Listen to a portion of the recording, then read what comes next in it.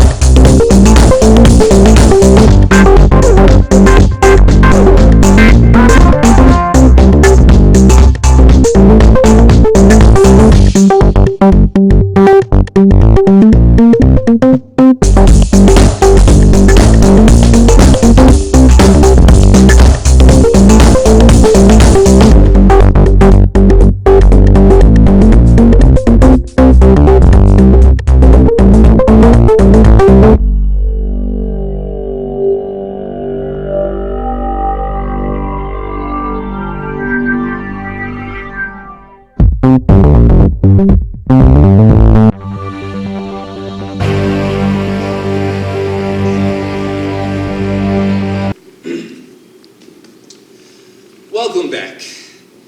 Today we're going to be talking about the famous Donald Trump. I know Donald Trump's campaign, political campaign, was pretty much built on this wall, right? And you all know about the government shutdown that just happened. We're talking about the government shutdown. This wall that he wants to build, it's going to have to be an estimated 1,954 miles long to cover Mexico. So, this wall also, experts say it needs to be about $10.5 billion needs to be put into this wall for it to work. Now, December 11th, Donald Trump said, he threw a number out there. He said, yeah, let's get $5 billion and we can make a wall. The Democrats, who, of course, Donald Trump is Republican, so the Democrats and Republicans naturally butt heads. They said, we already have $1.3 billion in border security. We're not going to go all the way to $5 billion. Fast forward, government gets shut down. Donald Trump re-estimates a number and says he actually wants $5.6 billion. And Democrats are like, look, we can do $1.4 billion for border security, but we're not going to $5.6 billion. And this government shutdown hit everybody, hit the U.S. economy. And what I want to get to is that sports. Oh my goodness, this U.S. economy was being hit by the government shutdown really affected the sports world because people need to buy tickets to get to see sports, but 800,000 federal workers that aren't getting their paychecks, so they don't have money to go buy tickets to go see games. So that affects the sports world. Think about the Super Bowl. I mean, it's ridiculous. What are we going to do? And the worst part is that Congress and the president are still getting paid. It's only certain branches and certain workers that aren't getting their money. So only 9 small agencies and departments were closed down. That's why it was only a partial government shutdown. So that's what I thought I'd let you know. Sports world, everybody is getting hit. And Donald Trump said that he would be willing to call a national state of emergency or do another government shutdown. And he said that he would be fine with the government being shut down for months or for years if he got the wall, so long as he got the wall. Thought you guys should know. You know I always tell the truth. You know I'm always going to give you the information that you're looking for. We're going to take a little break. We'll be right back with more information. Our sport in LA is soccer, and have a look at this.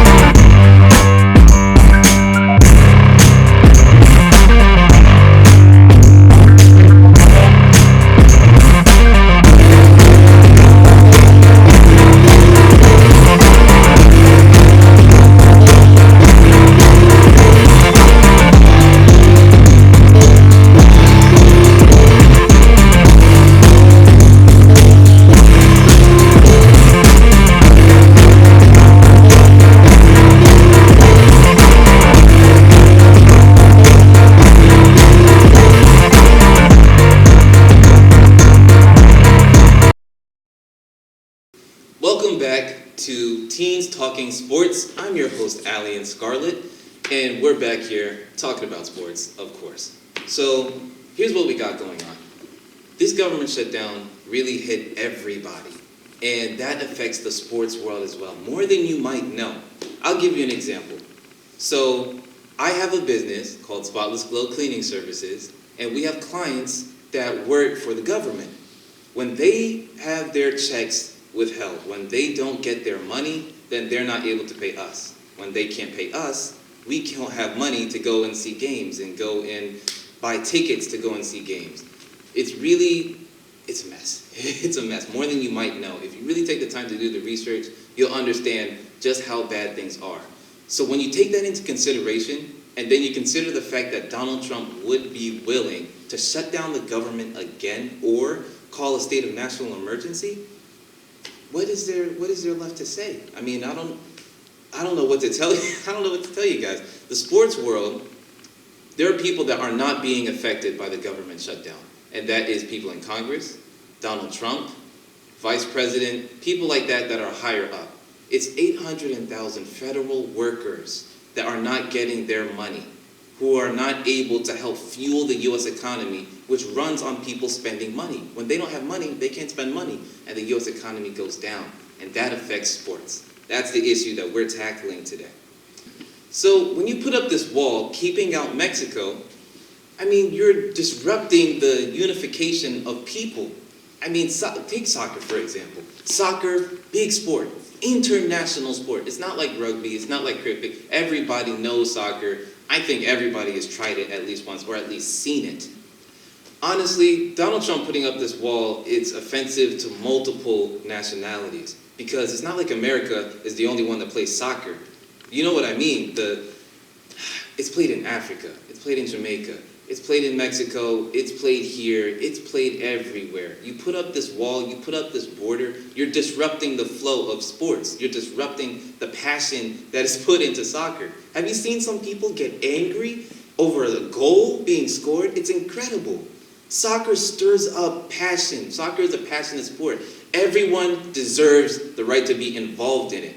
Donald Trump doesn't have the right, and he shouldn't have the right, just because he calls a state of national emergency, to disrupt the flow of soccer and people's love for soccer by keeping Mexicans out. So all you teenagers out there, you have to get involved in the community. Do whatever you have to do to send a message and show that you agree, that you believe that this is wrong. This wall not helping anybody. This deportation thing, deporting people, it's not right. It's not helping, and it's especially not good for sports. So you guys got to get involved. You got to make sure that you're putting forth the effort, because you live in this country and you're a part of this country, and you're a part of everything that goes on. It's all one big network. We can't let this happen to our fellow men and women. Right? And you're probably going to wind up being a sports fan in the future, so you got to get involved now. All right, well, we're going to take a break. We'll be right back.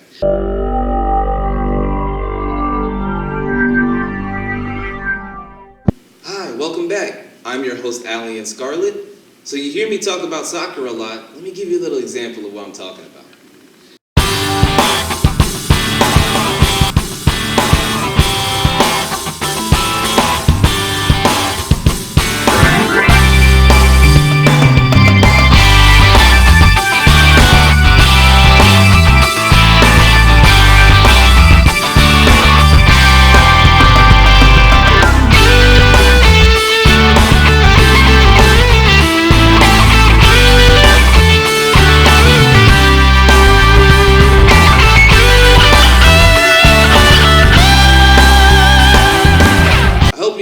Sharing that with you. I had a lot of fun.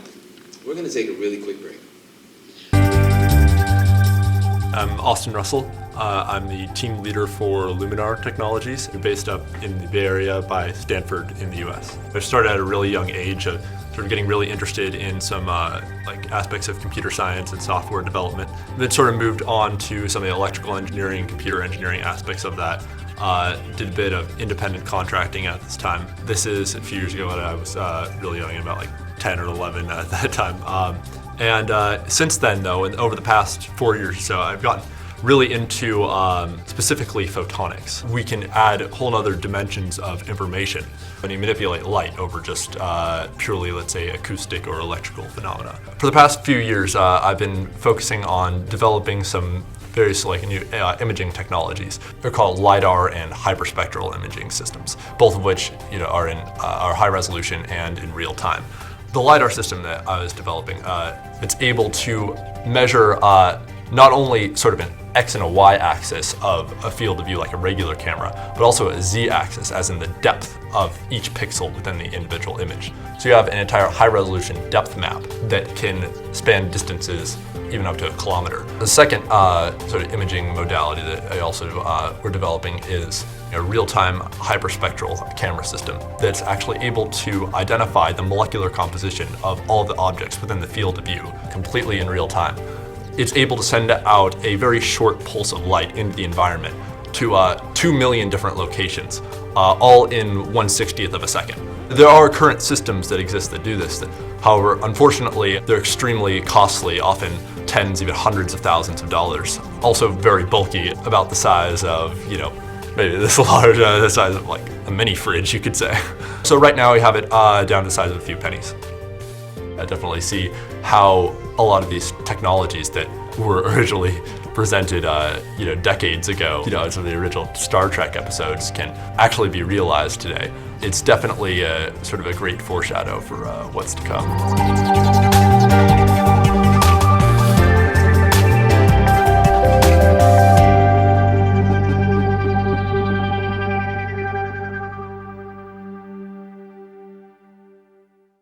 Welcome back.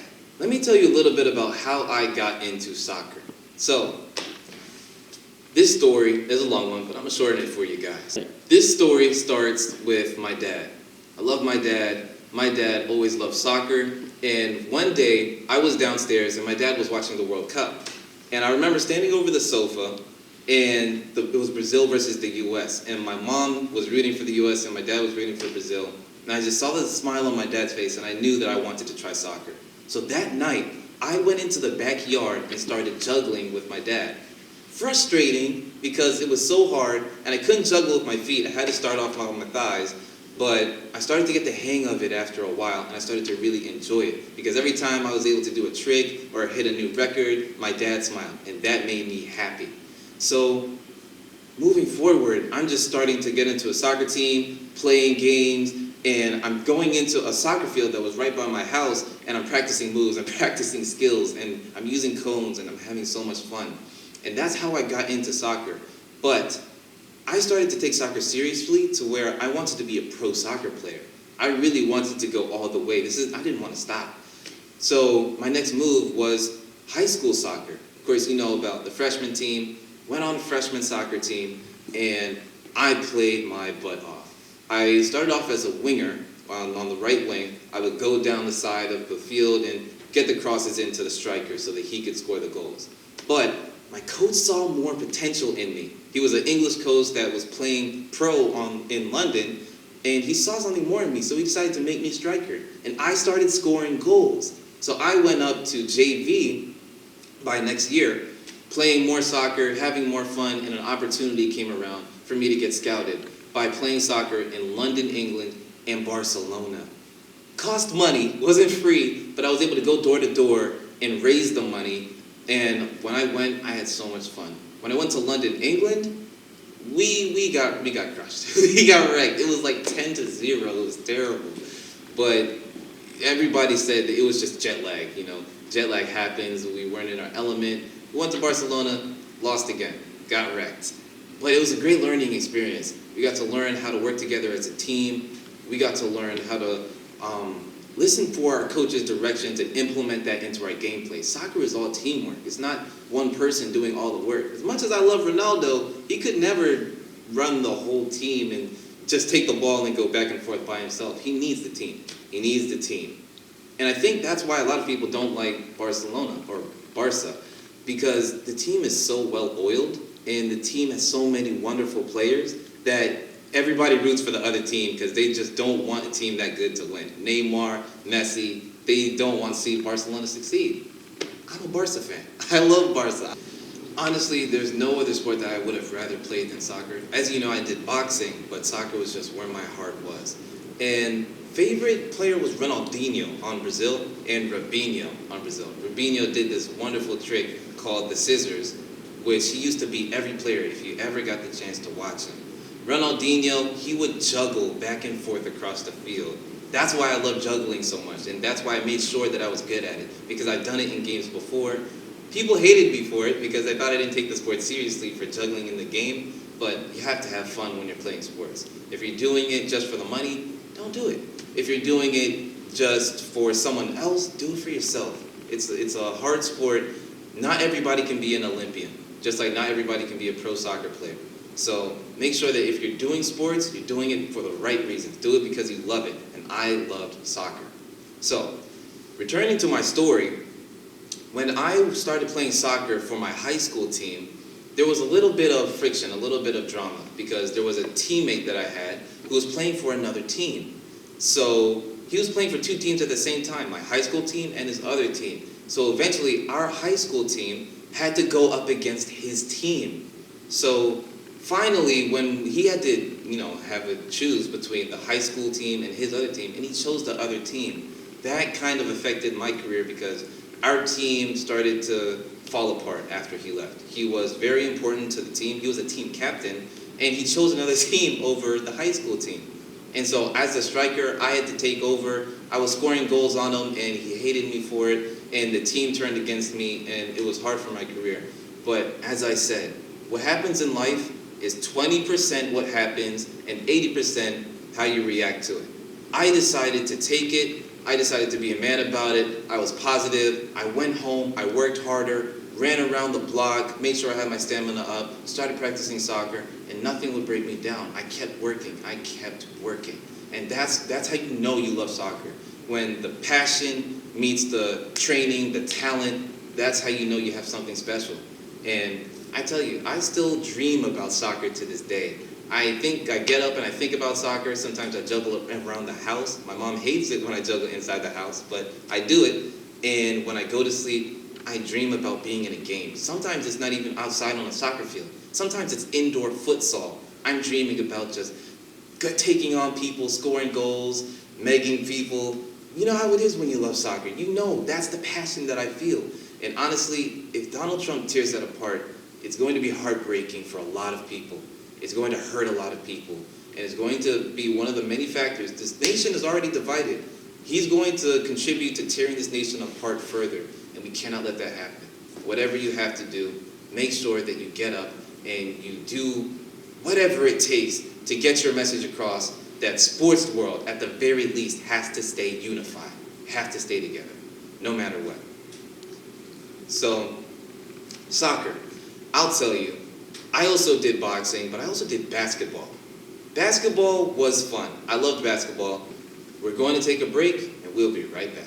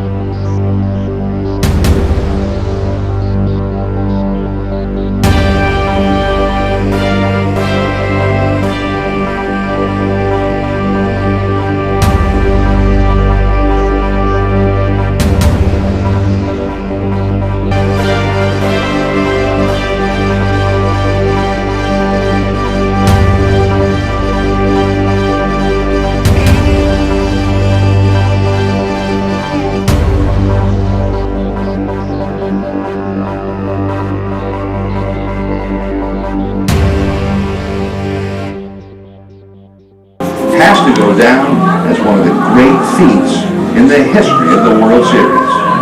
Listen in as the Babe himself recalls that epic moment. Well, I stepped out of the box, and by that time there were over there space. When I looked out the center field and I farted, I found that the next pitch ball right past the plate. Well, good Lord. As we watch him circle the bases, there is no question that he knows he has accomplished something extraordinary. The longest home run in Wrigley Field history, stroked with a vengeance. And still, the question lingers, did he or didn't he?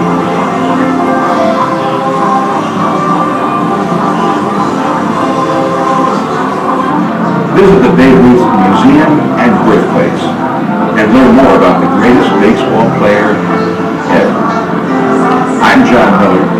Enjoy your tour.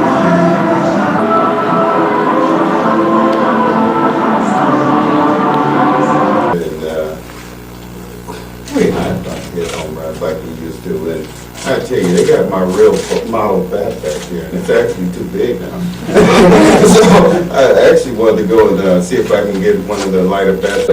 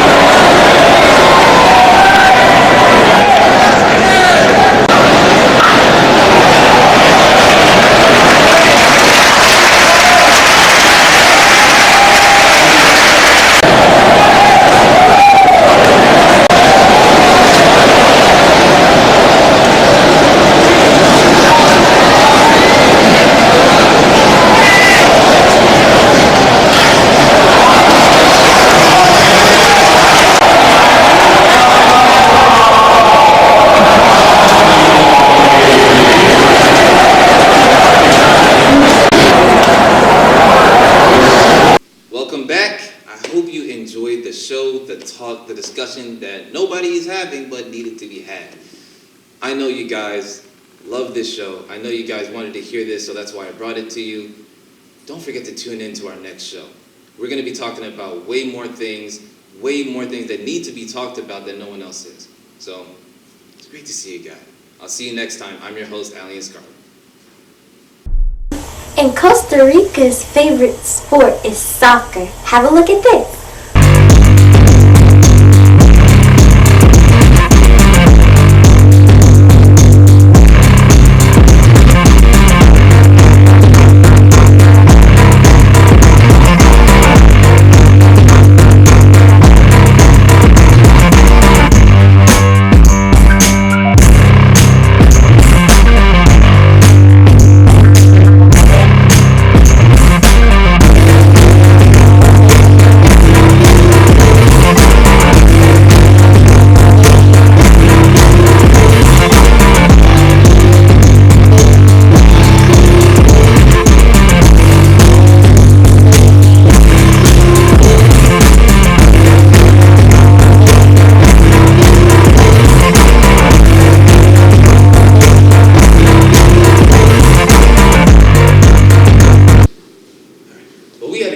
Today.